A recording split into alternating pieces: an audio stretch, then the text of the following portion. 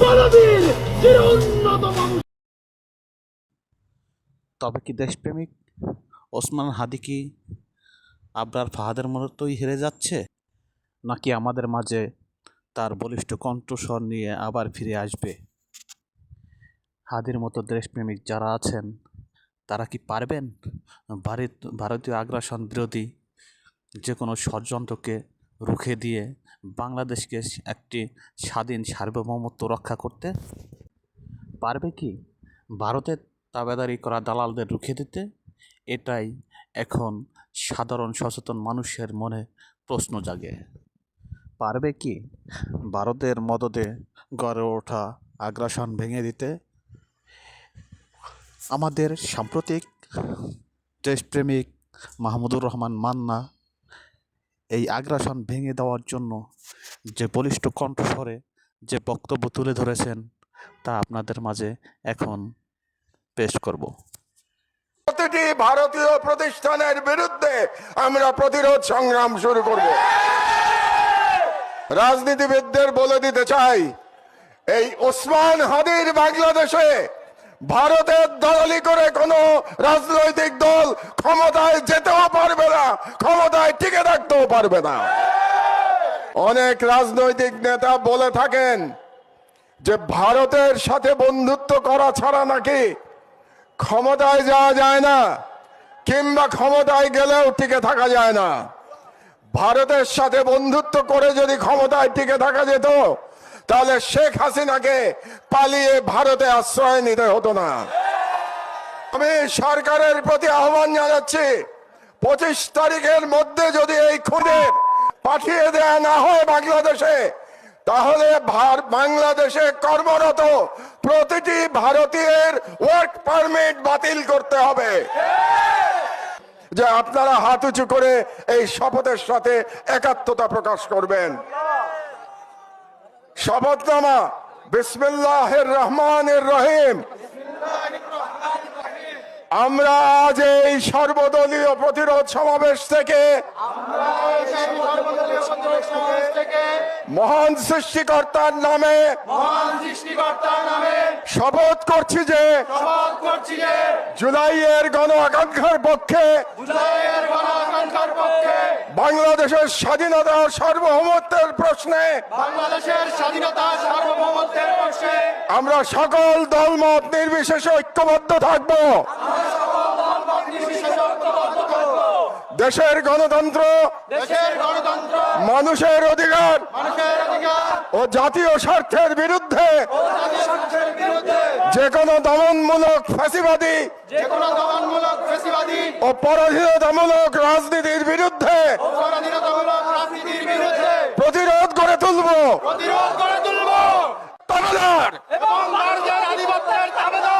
জনবিরোধী ও রাষ্ট্রের স্বার্থ বিরোধী শক্তি পক্ষে বয়ান উৎপাদনকারী কালচারাল ফ্যাসিস্ট কাউকে এই বাংলাদেশে অপরাজনীতি করতে দেব না। যে কোনো আন্তর্জাতিক আইনে ভারত বাংলাদেশের বিরুদ্ধে ইতিমধ্যে যুদ্ধ করেছে। কারণ হচ্ছে আন্তর্জাতিক আইনে বলে, আপনি যখন আপনার দেশে সন্ত্রাসীদের আশ্রয় দিয়ে তাদের মাধ্যমে অন্য কোন দেশের অভ্যন্তরে বিশৃঙ্খলা এবং সন্ত্রাসী কর্মকাণ্ড করবেন, তার অর্থ হচ্ছে আপনি সেই দেশের বিরুদ্ধে ঘোষণা করেছেন। কাজেই আমি সরকারের প্রতি আহ্বান জানাচ্ছি, আপনারা অনতিবিলম্বে জাতিসংঘে ভারতের বিরুদ্ধে নালিশ উত্থাপন করুন যে ভারত বাংলাদেশের বিরুদ্ধে অঘোষিত ঘোষণা করেছে, এবং এর বিরুদ্ধে জাতিসংঘের সাধারণ পরিষদ এবং সিকিউরিটি কাউন্সিলে আমাদের অনতিবিলম্বে যেতে হবে। 2 নম্বর, রাজনৈতিক দলগুলোর উদ্দেশ্যে আমি বলতে চাই, অনেক রাজনৈতিক নেতা বলে থাকেন যে ভারতের সাথে বন্ধুত্ব করা ছাড়া নাকি ক্ষমতায় যাওয়া যায় না, কিংবা ক্ষমতায় গেলেও টিকে থাকা যায় না। ভারতের সাথে বন্ধুত্ব করে যদি ক্ষমতায় টিকে থাকা যেত তাহলে শেখ হাসিনাকে পালিয়ে ভারতে আশ্রয় নিতে হতো না। কাজেই আমি ওই সমস্ত রাজনীতিবিদদের বলে দিতে চাই, এই ওসমান হাদির বাংলাদেশে ভারতের দলালি করে কোনো রাজনৈতিক দল ক্ষমতায় যেতেও পারবে না, ক্ষমতায় টিকে থাকতেও পারবে না। 3 নম্বর, আমি ভারত সরকারের প্রতি আহ্বান জানাচ্ছি, আগামী 25শে ডিসেম্বরের মধ্যে আপনারা মৃত্যুদণ্ডপ্রাপ্ত শেখ হাসিনা এবং আসাদুজ্জামান খান কামাল এবং হাদির হত্যাকারী, হাদির উপরে আততায়ী যারা ছিল, তারা যদি ভারতে আশ্রয় নিয়ে থাকে তাদেরকে 25শে ডিসেম্বরের মধ্যে আপনারা হস্তান্তর করুন, প্রত্যর্পণ করুন। না হলে আমি হাদির রক্তের কসম দিয়ে বলছি, বাংলাদেশের প্রতিটি ভারতীয় প্রতিষ্ঠানের বিরুদ্ধে আমরা প্রতিরোধ সংগ্রাম শুরু করব। আমি সরকারের প্রতি আহ্বান জানাচ্ছি, 25 তারিখের মধ্যে যদি এই খুনিদের পাঠিয়ে দেয়া না হয় বাংলাদেশে, তাহলে বাংলাদেশে কর্মরত প্রতিটি ভারতীয়ের ওয়ার্ক পারমিট বাতিল করতে হবে। আর আমি জনগণের উদ্দেশ্যে বলতে চাই, এই অথর্ব স্বরাষ্ট্র মন্ত্রণালয় দিয়ে আমাদের নিরাপত্তা পাওয়া যাবে না। কাজেই তাদের আশা আমাদের ছেড়ে দিতে হবে। কাজেই জনগণের প্রতি আমি আহ্বান জানাচ্ছি, প্রতিটি ওয়ার্ডে আপনারা আইন শৃঙ্খলা কমিটি গঠন করুন। সমস্ত রাজনৈতিক দল মিলে একসাথে কমিটি গঠন করুন। তাদের দায়িত্ব হবে ফ্যাসিবাদী এবং ফ্যাসিবাদী দোসরদের চিহ্নিত করে তাদেরকে আইনের হাতে সোপর্দ করা। এই দায়িত্ব জনগণকেই নিতে হবে। এই কটি কথাই আমি আজকে বলতে চাই। সন্ধ্যা হয়ে গেছে, আমাদের হাদি হয়তো এতক্ষণে সিঙ্গাপুরে পৌঁছে গেছে। আমি মহান আল্লাহ তাআলার কাছে করজোরে মিনতি জানাচ্ছি, ফরিয়াদ করছি, আমাদের হাদিকে আল্লাহ আমাদের মাঝে আপনায় ফিরিয়ে দিন এবং হাদির সুস্থতা কামনা করে আমার বক্তব্য শেষ করছি। তবে আরেকটি কাজ বাকি আছে। ইনকিলাব মঞ্চের তরফ থেকে আমরা এখন একটি শপথ বাক্য পাঠ করব।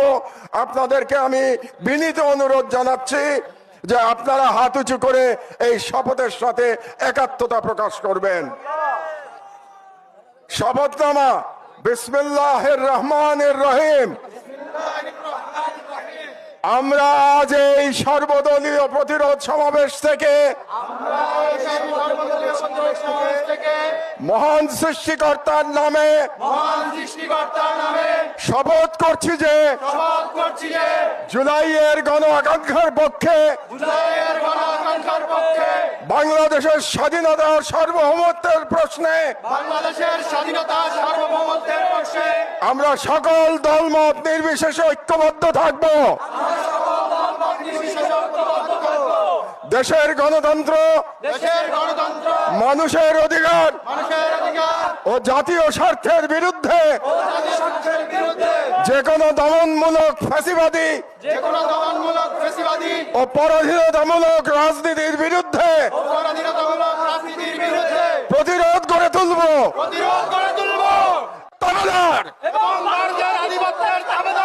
জনবিরোধী ও রাষ্ট্রের স্বার্থ বিরোধী শক্তি পক্ষে বয়ান উৎপাদন করে কালচারাল ফ্যাসিস্ট কাউকে এই বাংলাদেশে অপরাজনীতি করতে দেব না এবং তাদেরকে রাজনীতিতে প্রাসঙ্গিক করতে আমরা কখনই সহযোগিতা করব না। আইনের শাসন, জনতার ক্ষমতা এবং একটি স্বাধীন সার্বভৌম বাংলাদেশের প্রশ্নে আমরা আপোষহীন থাকব। এই মর্মে আমরা শপথ গ্রহণ করলাম। ইনকিলাব জিন্দাবাদ। আল্লাহ আপনাদের হেফাজত করুন। হাদিরা ডরে না, হাদিরা